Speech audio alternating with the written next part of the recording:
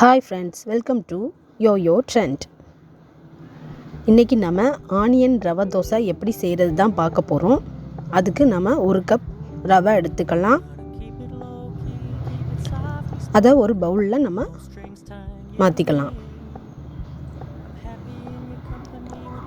இதே அளவு நம்ம பச்சரிசி மாவையும் எடுத்துக்கலாம். அதையும் அது கூட நம்ம சேர்த்துக்கலாம். இது ரெண்டையும் நல்லா நம்ம மிக்ஸ் பண்ணணும். அதுக்கு நம்ம தேவையான அளவு தண்ணி ஊற்றிக்கலாம். தண்ணி கொஞ்சம் நிறையாவே ஊற்றலாம்.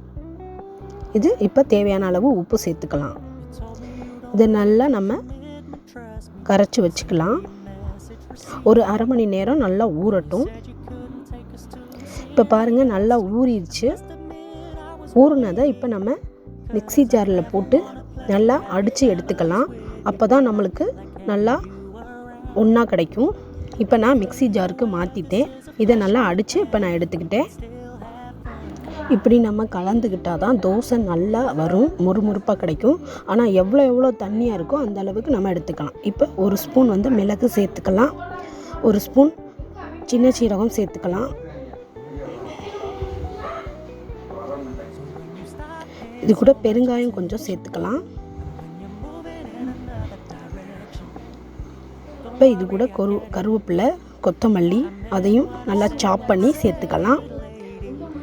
இது கூட ஒரு பச்சை மிளகாய் அதையும் சேர்த்துக்கலாம். இது நல்லா கலக்கி விட்டுட்டு இப்போ நம்ம தோசைக்கு ரெடி பண்ணிக்கலாம். ஆனால் நல்லா தண்ணியாக இருக்கணும். அதனால் இப்போ நான் கெட்டி ஆயிடுச்சு. கொஞ்சம் நேரம் ஆக ஆக நம்மளுக்கு கெட்டியாக கொடுக்கும். அப்போ நம்ம தண்ணி சேர்த்துக்கலாம். இந்த மாதிரி தண்ணியாக இருந்தால் தான் நம்மளுக்கு தோசை நல்லா முறுமுறுப்பாக கிடைக்கும். இப்போ நம்ம அடுப்பில் தோசைக்கல் காய வச்சு அதில் எண்ணெய் தடவிக்கலாம். தடவிட்டு இப்போ நம்ம வெங்காயம் கட் பண்ணி வச்சுருக்கோம் இல்லையா, அதை நம்ம இது கூட சேர்த்துக்கலாம். இப்போ நான் வெங்காயத்தை இது கூட சேர்த்துக்கிறேன். நம்மளுக்கு எவ்வளோ வெங்காயம் தேவையோ அவ்வளோ சேர்த்துக்கலாம்.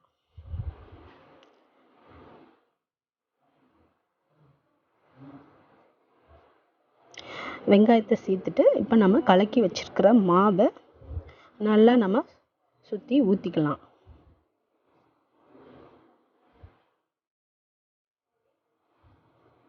ஊற்றிட்டு இந்த கேப் கிடக்கல அங்கெல்லாம் நம்ம கொஞ்சம் ஆயில் விட்டுக்கலாம். சுற்றியும் ஆயில் விட்டுக்கலாம். அப்போ தான் நம்மளுக்கு நல்லா கிறிஸ்பியாக கிடைக்கும்.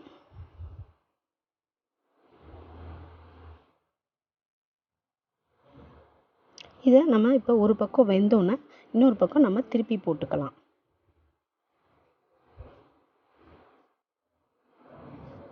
இப்போ அந்த பக்கமும் வெந்துருச்சுன்னா நம்ம தோசைக்கல்லேருந்து எடுத்துக்கலாம். அவ்வளோதான், ரொம்ப சிம்பிளாக நம்ம ரவை தோசை நம்மளுக்கு ரெடி ஆயிடுச்சு. இது நம்ம ஹோட்டலில் போய் வாங்கி சாப்பிட்றத நம்ம வீட்டிலையே எப்படி செஞ்சு சாப்பிட்லாம் நம்ம பார்த்தோம். இதை நீங்களும் செஞ்சு பாருங்கள். இந்த வீடியோ பிடிச்சிருந்தா லைக் மற்றும் ஷேர் பண்ணுங்கள். மறக்காமல் சப்ஸ்கிரைப் பண்ணிடுங்க. தேங்க்யூ.